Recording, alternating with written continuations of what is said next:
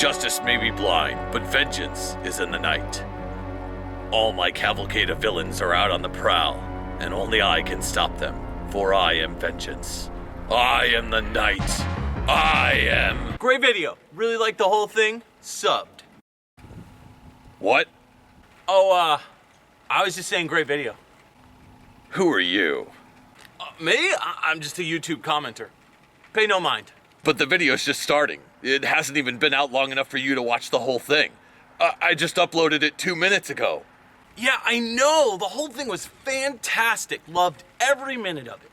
Okay, but you realize you loved the video within 2 minutes of releasing. That's logically impossible. Why don't you come back after you've watched the whole thing, and then you can comment? Nah, I'm good. What? Why? Don't really want to see it, honestly. Then why did you bother commenting that you watched the whole thing? I don't know, man.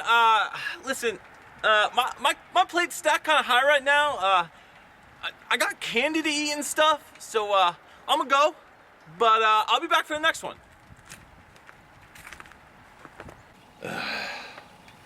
You see what I'm dealing with here?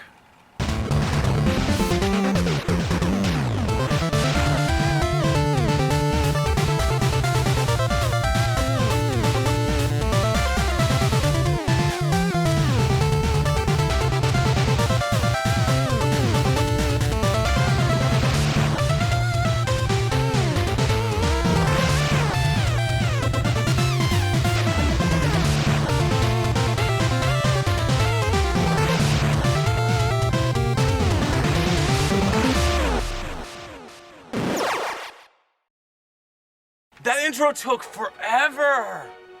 Oh, did anybody ever tell you that? Add this YouTube commenter to my gallery of rogues. Anyways, what was I saying? Dislike. You again? Oh yeah, I left and came back. Yeah, I totally messed up everything for you, by the way. You're welcome. Anyways, all of my foes have broken out of Arkham Asylum, and I'm the only one that can stop them. On my Nintendo Game Boy. There were a slew of Batman video games released during the 8 and 16-bit generations that many fondly remember. We even covered one here on the channel way back in the day in the form of Batman the video game on the NES, based on the Tim Burton movie. Ever since then, I've wanted to explore more of the Caped Crusaders video game experiences, but have always felt like they've been covered to death. In particular, I wanted to take a look at the animated series side of things. For those in the dark, and let's face it, if you're watching this show, you aren't, Batman the animated series was one of the best superhero cartoons ever made. Created and developed by Bruce Timm, Paul Dini, and less famously, Mitch Bryan, it ran initially as Batman the Animated Series, later being reworked into a different name, The Adventures of Batman and Robin, and finally, The New Batman Adventures, which would serve as the final season of the show. Some would say that the final season is just too different from the rest of the show due to the change in art styles of the characters. But to them, I say, I'm Batman. Nah, you can't do that, bro. AVGN did that already. Unsubbed. Were you even subbed to begin with? Nah. Listen, just because he did that like 13 years ago doesn't mean I can't do it. I mean, heck, I've been doing this for 10 years, making YouTube fighting crime. Hey, why are you filming in the day? Shouldn't it be like dark out? 'Cause, you know, dark night? This is an unmodded electric green Game Boy Pocket. You're not even filming this on a RetroFrameTinkMeister? What is this, 2009? The show produced some interesting video game releases over the years. First up is our showcase game, Batman the Animated Series, which was released in 1993 exclusively for the Game Boy. We'll obviously be delving into this in depth, but I wanted to point out why the game doesn't share the same name as its 16-bit big brothers. It was developed and released before the name of the animated show was changed to The Adventures of Batman and Robin. The 16-bit game for the Super NES took that moniker, as did the Sega Genesis version. The Super NES release was made by Konami, and the Genesis release was handled by publisher Sega and developer Clockwork Tortoise. Both games have jaw-dropping graphics, heart-pounding gameplay, and stellar music. But the Super NES game plays more like an action platformer, and the Genesis title is more of a running gun style. They're both absolutely worth your time, but just because the Game Boy game doesn't have the same name doesn't mean it's lacking. In fact, I'd say it's a bona fide smash. Then there was a Sega CD version. Yeah, Sega CD got its own exclusive version which added unique cutscenes voiced entirely by the original cast, along with a separate game focused more on driving the Batmobile. It's cool to check out in retrospect, but honestly, it's just not anywhere near as good as the Super NES or Genesis versions. There's also a Game Gear version too, but we're not here to talk about every single version in depth of every game. There's some later releases on consoles like the PlayStation 2, GameCube, and Xbox that also use the Batman animated series Art Deco aesthetic as well as some of its voice actors, but that's for another time. Before we get ahead of ourselves, let's get back to business. Today's game is one which gets completely overlooked because of the other Batman handheld Game Boy releases surrounding it, which is a shame because this is probably the most playable and best of the original Game Boy releases. And no, I'm not counting the absolutely dreadful Batman Forever port. Batman the Animated Series stands out as possibly the best Batman handheld game ever made. Why? Let's discuss. Can't believe you didn't mention the Batman Forever port. Go back a few seconds. Nah, I'm just gonna leave my comment up unedited. Regardless. But why? And of course, he's gone forever. We open with, get this, an actual video game interpretation of the animated series intro complete with Danny Elfman style intro music. Sure, it's mostly just still images, but neither of the other mentioned games have it in there. So this is already starting off with a huge plus in my book. This intro is iconic and deserved to be in at least one of the games, so I'm glad it's in here. At the title screen, if we press the select button, we're given an option to change the difficulty or continues, which max out at 2. Each level is broken down like an episode of the show, complete with 1 to 2 bosses per level. The first stage involves Joker using teddy bear bombs to terrorize the city. Afterwards, you'll take on both Scarecrow and Mr. Freeze before moving on to episode 3, where Catwoman and Poison Ivy are ready for a fight, the latter of which has kidnapped a pre-Two-Face Harvey Dent. The final episode involves Batman and Robin going after Riddler and Penguin before a final duel with the Joker with a final boss epilogue. 5 episodes doesn't seem like much at first, but there's a few things to keep in mind. First off, it's a Game Boy game, and secondly, it's one of the most challenging games on the handheld that will keep you coming back again and again. Batman the Animated Series on Game Boy has some of the best level design I've ever seen on a handheld action game. Each enemy is carefully placed, and levels feel larger than life. Characters are all sized appropriately, and while there are some situations where assumptions have to be made for what's above or below the Caped Crusader, being quick on your feet can result in passing through with little damage. This is one of those kind of games where inching forward towards the finish line gets harder as the game progresses. I never once felt like it was the game's fault that I wasn't doing well, thanks to some of the tightest controls on the Game Boy.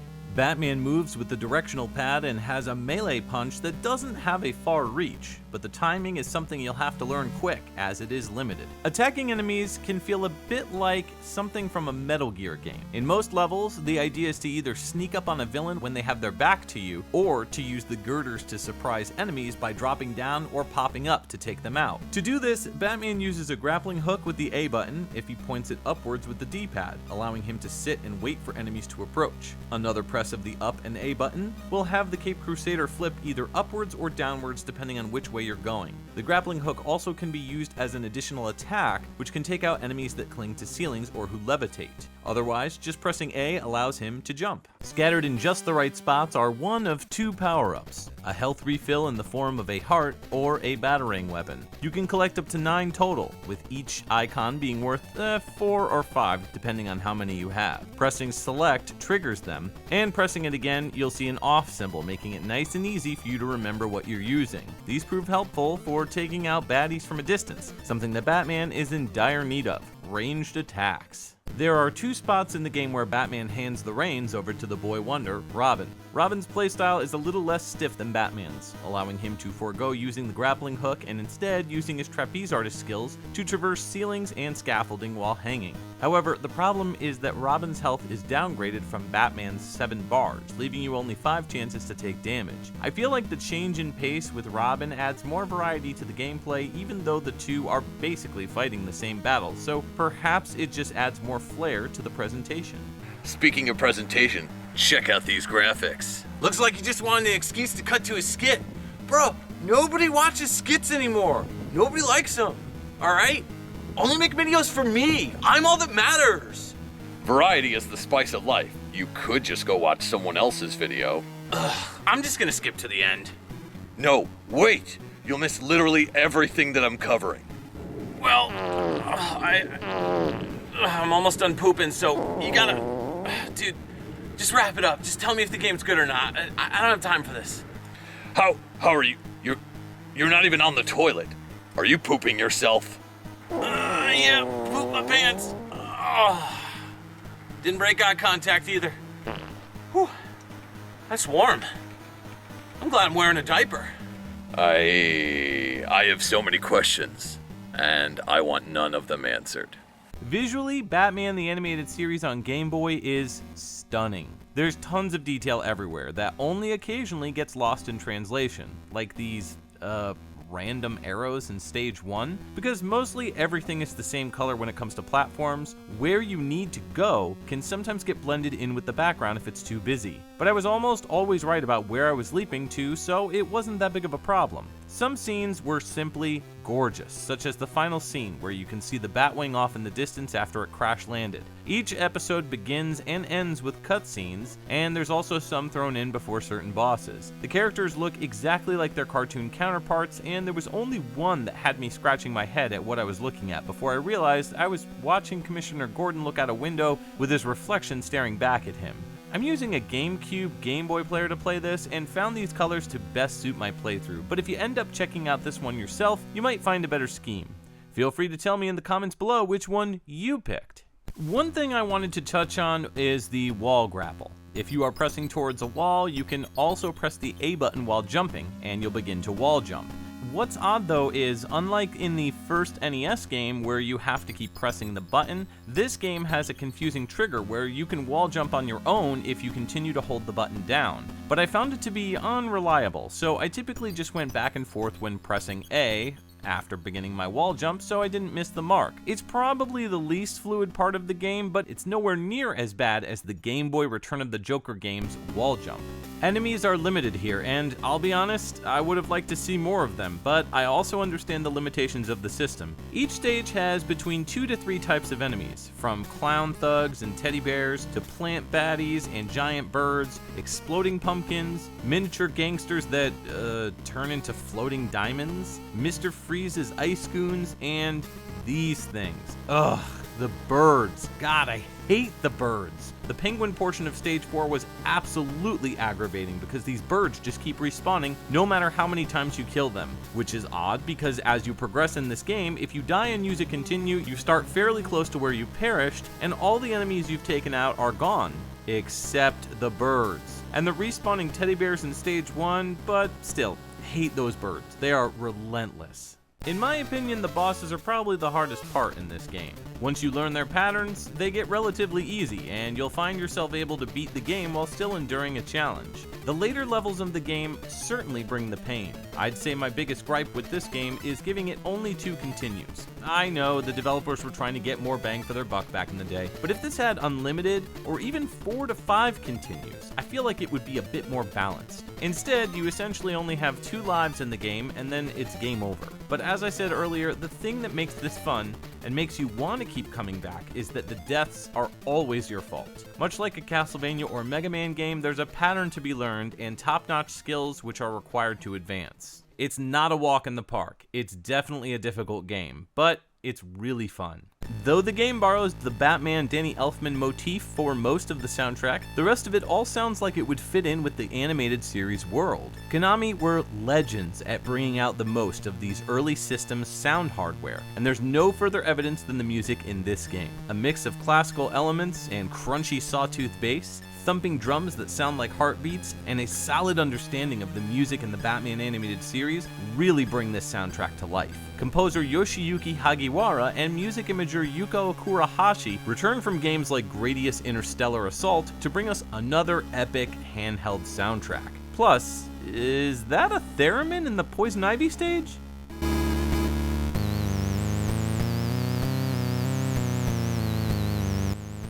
Huh, impressive. Here's a few examples of my favorites.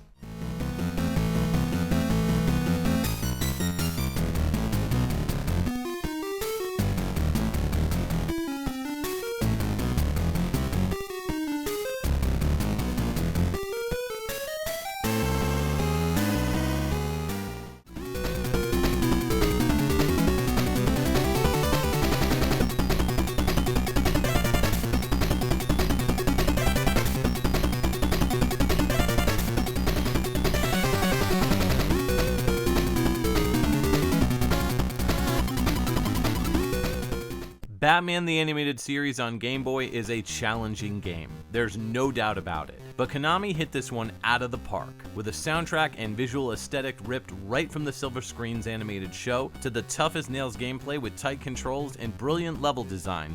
This is, without a doubt, the best Batman handheld game, and one I can't recommend enough. Grab your cape, cowl, and Game Boy, and prepare to serve a fistful of vengeance.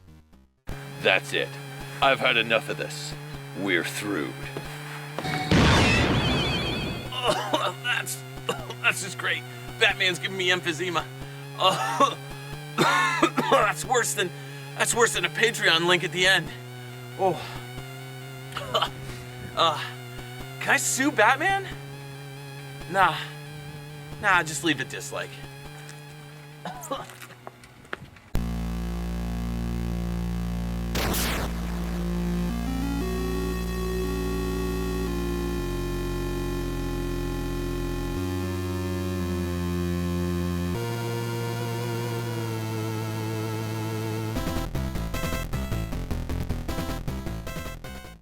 Thanks to all Patreon supporters, but especially the Morningstar Whip tier and up.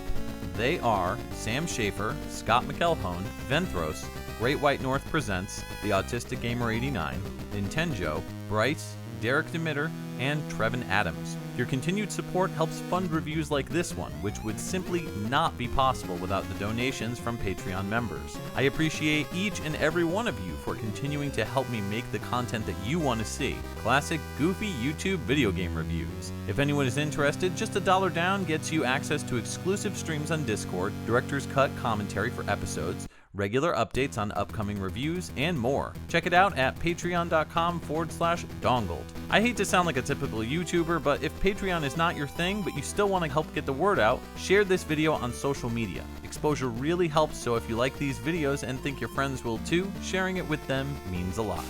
Want more Dude You Haven't Played This Game? Check out the videos enclosed below. You can click on the left-hand side or the right-hand side for a totally different but totally awesome review. Thanks for watching, and I'll see you next time on Dude You Haven't Played This Game.